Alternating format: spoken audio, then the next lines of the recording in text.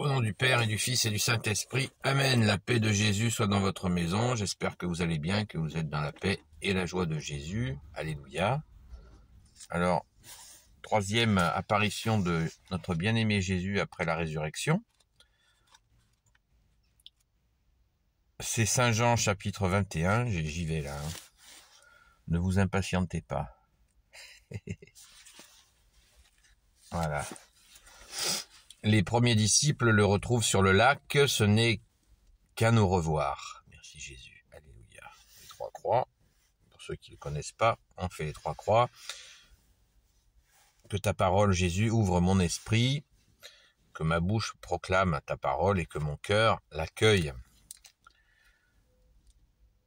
Après cela, Jésus se manifesta encore à ses disciples à la mer de Tibériade. Voici comment il se manifesta. Simon-Pierre, Thomas, surnommé le jumeau, Nathanaël de Cana en Galilée, et les fils de Zébédée étaient là ensemble, avec deux autres disciples de Jésus. Simon-Pierre leur dit, « Je vais pêcher », et eux lui disent, « Nous y allons aussi avec toi. » Ils sortirent et montèrent dans la barque. Mais cette nuit-là, ils ne prirent rien. Lorsque déjà le jour se levait, Jésus se tint là, sur le rivage, mais les disciples ne savaient pas que c'était Jésus. Jésus les appelle, « Dites donc, les enfants, avez-vous quelque chose à manger ?»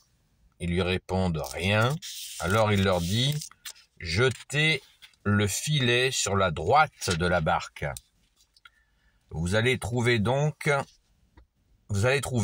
Donc ils le jettent, mais ils n'arrivent pas à le ramener tellement il est plein de poissons. Alors le disciple que Jésus aimait dit à Pierre, « C'est le Seigneur !» Quand Simon-Pierre l'entend dire que c'est le Seigneur, il prend son vêtement dans la ceinture, car il n'a rien dessous, et il se jette à l'eau. Les autres disciples arrivent avec la barque de fait, ils ne sont pas loin du bord, 100 de mètres, et ils traînent le filet avec les poissons.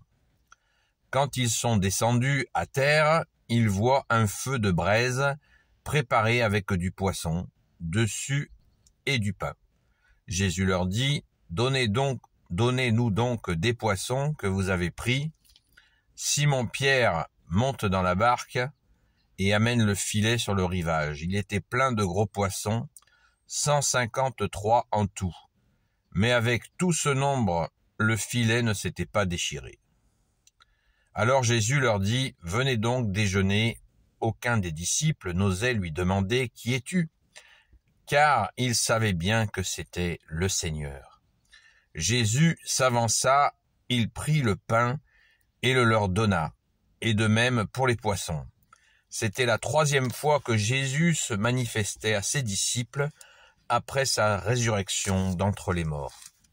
Alléluia! Merci Jésus pour ta parole. Quel bonheur d'imaginer ce qu'ont vécu les saints apôtres en présence de notre seul roi, Jésus bien-aimé, merci. Jésus se fait encore serviteur, c'est lui qui s'occupe du barbecue. C'est extraordinaire. Alors, immédiatement, ce qui vient à l'idée, c'est ce fameux côté droit. Vous savez qu'au jugement dernier, j'ai fait une vidéo sur le jugement dernier, Jésus, c'est toi qui en parles.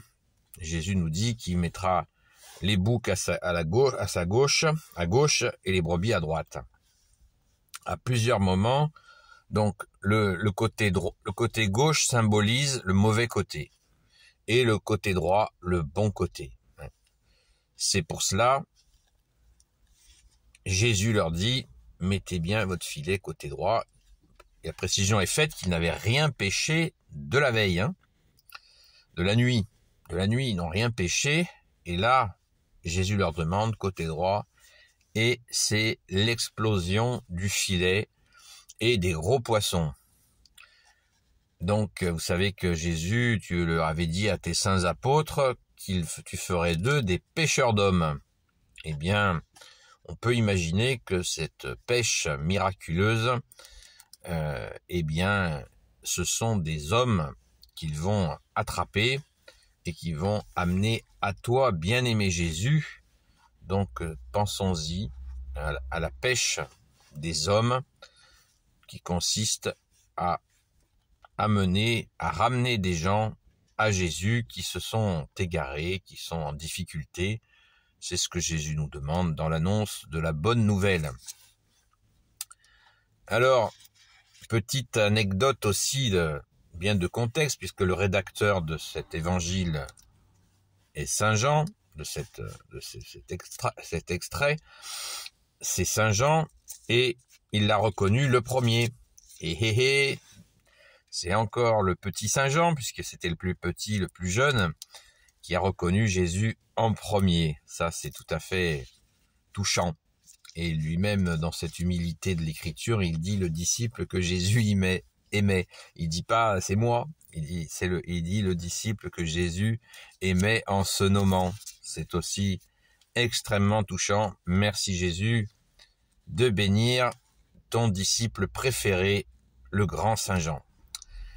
C'est toujours une joie de penser à ce jeune parmi tous ces apôtres qui devaient veiller sur lui parce qu'il était peut-être le plus fragile entre guillemets, mais aussi parce que c'était le plus proche. Rappelons-nous que quand il posait des questions à Jésus, Saint Jean mettait sa tête sur la poitrine à Jésus, tout près de son cœur, et il lui posait les questions que les apôtres lui glissaient.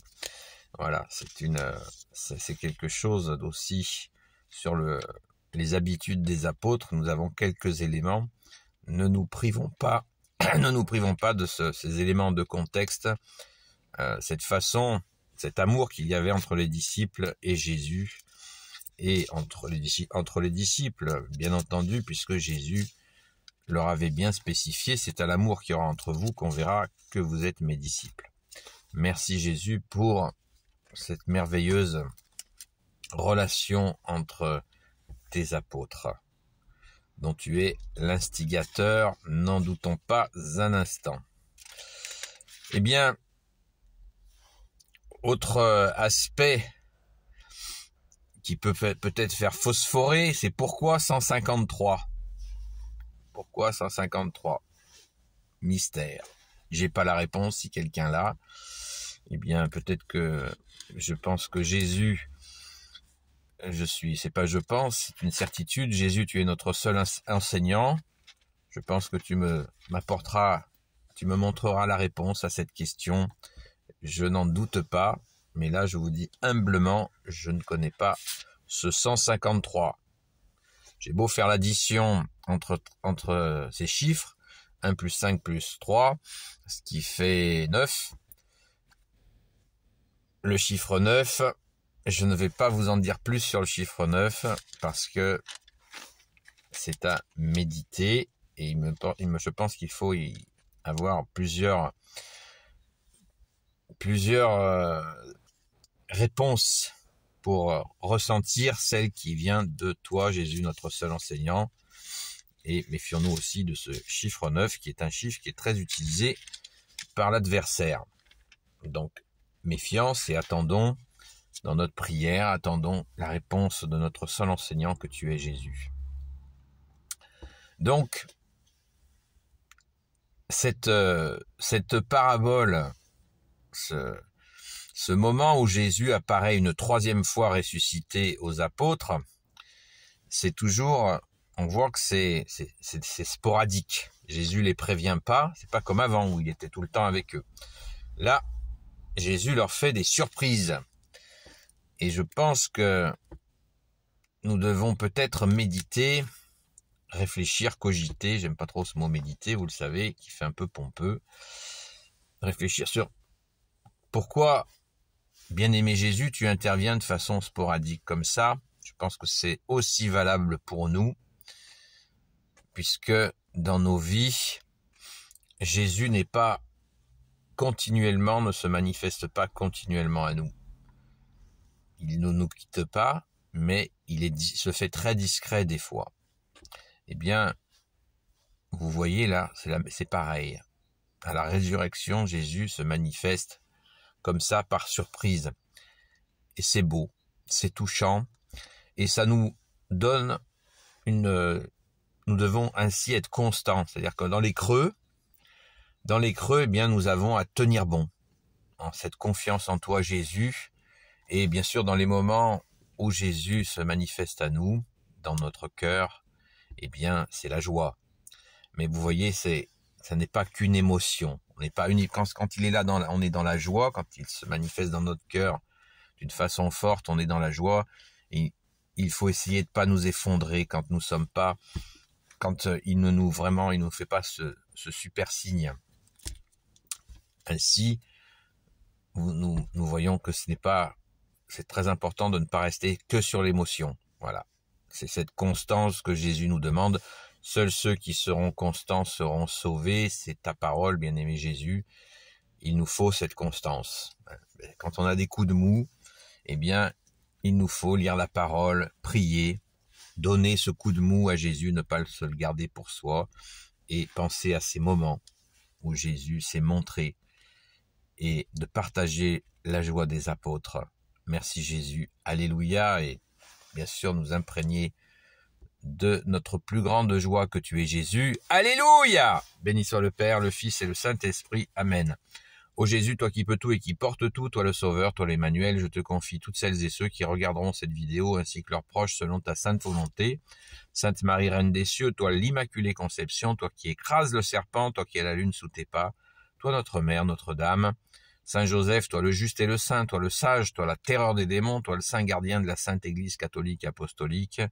Sainte Marie-Madeleine, notre chère sainte patronne, et vous, tous les saints et saintes, amis de Jésus, Saint Michel Archange qui est comme Dieu, Saint Gabriel Archange, Saint Raphaël Archange et tes anges guérisseurs, et vous tous les anges qui servez Jésus, je vous confie toutes celles et ceux qui regarderont cette vidéo, ainsi que leurs proches selon ta sainte volonté, ô Jésus.